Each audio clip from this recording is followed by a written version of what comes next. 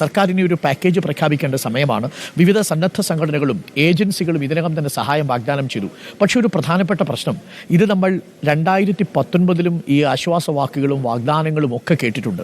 അന്ന് ഇവിടെ പെയ്ത മഴയേക്കാൾ വലിയ പെയ്ത്തായിരുന്നു വാഗ്ദാനങ്ങളുടേത്. പക്ഷെ പല വാഗ്ദാനങ്ങളും നടപ്പാവാത്ത സാഹചര്യമുണ്ടായി. അതുകൊണ്ട് തന്നെ പ്രഖ്യാപിക്കപ്പെടുന്ന വാഗ്ദാനങ്ങളെല്ലാം നടപ്പിലാക്കപ്പെടുന്നു എന്ന് നമ്മൾ ഉറപ്പിക്കുക തന്നെ വേണം. പുത്തുമലയിൽ ഇന്നലെ ഞങ്ങൾ കുറച്ച് ആളുകളുമായി സംസാരിച്ചു. അവിടുത്തെ അവസ്ഥ എന്താണ്, ഇത്തരം കാര്യങ്ങളൊക്കെ അവർ നമ്മൾ വിമർശനാത്മകമായിട്ടാണ് പറഞ്ഞത്. അവർക്ക് ആ സമയത്ത് വീട് കിട്ടി, പക്ഷേ വീടിൻ്റെ അവസ്ഥയൊക്കെ വളരെ പിന്നീട് മോശമായി പോയൊരു സാഹചര്യമുണ്ട്. അതിൽ നിന്നൊക്കെ മാറേണ്ട ഒരു സാഹചര്യമുണ്ട്. ഇവിടെ താമസിക്കുന്ന മനുഷ്യരാണെങ്കിലും അവരും ആവശ്യപ്പെടുന്നത്, പുത്തുമല ഒരു വലിയ നല്ല മാതൃകയായിട്ട് അവർ കാണുന്നില്ല. കാരണം ആ വീടിൻ്റെ അവസ്ഥ, പലർക്കും വീട് കിട്ടാത്ത സാഹചര്യം, അതൊക്കെ ഇപ്പോഴും നമ്മുടെ മുന്നിലുണ്ട്.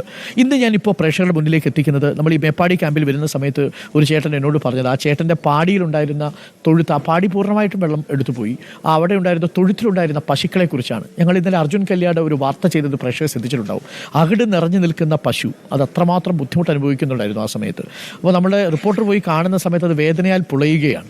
അങ്ങനെ രക്ഷാപ്രവർത്തകർ വന്ന അകിടിൽ നിന്ന് പാല് ചുരത്തി കളഞ്ഞത് പ്രേക്ഷകർ കണ്ടു. ഒരുപാട് പ്രേക്ഷകർ എനിക്ക് വ്യക്തിപരമായിട്ടും ചാനലിലും വിളിക്കുകയും മെസ്സേജ് അയക്കുകയൊക്കെ ചെയ്തു.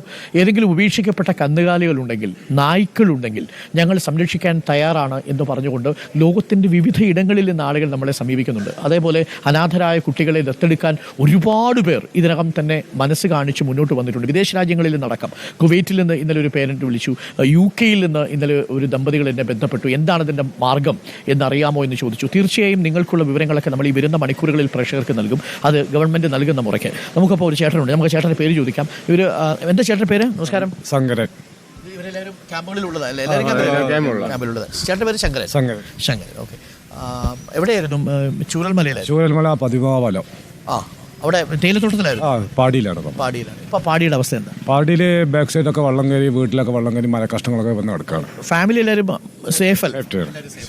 പക്ഷേ നിങ്ങളുടെ അവിടുത്തെ കന്നുകാലികൾക്ക് പ്രശ്നമുണ്ട്.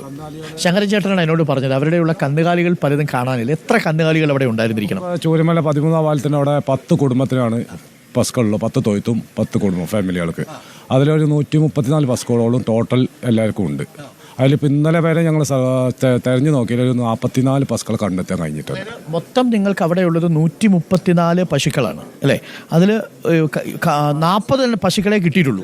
44 ഇന്നലെ വരെ പോയി സെർച്ച് ചെയ്തിട്ട് കിട്ടിയിട്ടുള്ളൂ. ബാക്കി എവിടെ ഉണ്ടോ കുറേ ബോഡികൾ പാടിന പശുത്ത് കിട്ടി. അത് JCB മാന്തുമ്പോൾ ഞാൻ പറഞ്ഞു അതൊന്ന് കുഴിച്ചിട്ട് വേണം പറഞ്ഞു. തിരിച്ചറിയാൻ പറ്റുന്നില്ല. പിന്നെ കുറേ പശുക്കൾ കാണാനില്ല. അയച്ചിട്ടത് കുറേ ഉണ്ടായിരുന്നു, കെട്ടിയിട്ടത് കുറേ ഉണ്ടായിരുന്നു. അപ്പോൾ ഇത് തൊയ്ത്ത് പറഞ്ഞ സാധനമല്ല. പോയും പാടിയും തൊയ്ത്തൊക്കെ ഒരേ ലെവലാണ്. ഒരേ ഐറ്റിന് മണ്ണ് കയറി ഒരേ ലെവലിൽ നിൽക്കുക. തൊയ്ത്ത് പറഞ്ഞ സാധനം തൊയ്ത്തുള്ള സ്ഥലമായിട്ട് കാണുന്നില്ല. ഈ ഉരുൾപൊട്ടുന്ന സമയത്ത് നിങ്ങൾ ശബ്ദം കേട്ട് പോകുന്ന സമയത്ത് ഈ പൈക്കളെ കുറിച്ച് ആലോചിച്ചിട്ട് അവിടെ പലരെ അഴിച്ചുവിടാൻ പറ്റിയായിരുന്നു? അല്ല, അഴിച്ചുവിടാനും മാക്സിമം ശ്രമിച്ചു. ഞാൻ അന്ന് ഉണ്ടായിട്ടില്ല. ഈ ഉരുൾപൊട്ടുന്ന അന്ന് ഞാനില്ല. അന്ന് പിറ്റേ ദിവസം രാവിലെ ഞാൻ ഇവിടെ വരും. ഞാൻ മൈസൂരായിരുന്നു. അപ്പോൾ എൻ്റെ ഏട്ടൻ്റെ അവരെ ഏൽപ്പിച്ചാൽ പോയത്. അയക്കാൻ പോയിട്ടുണ്ട്, പക്ഷെ അയക്കാൻ കഴിഞ്ഞിട്ടില്ല.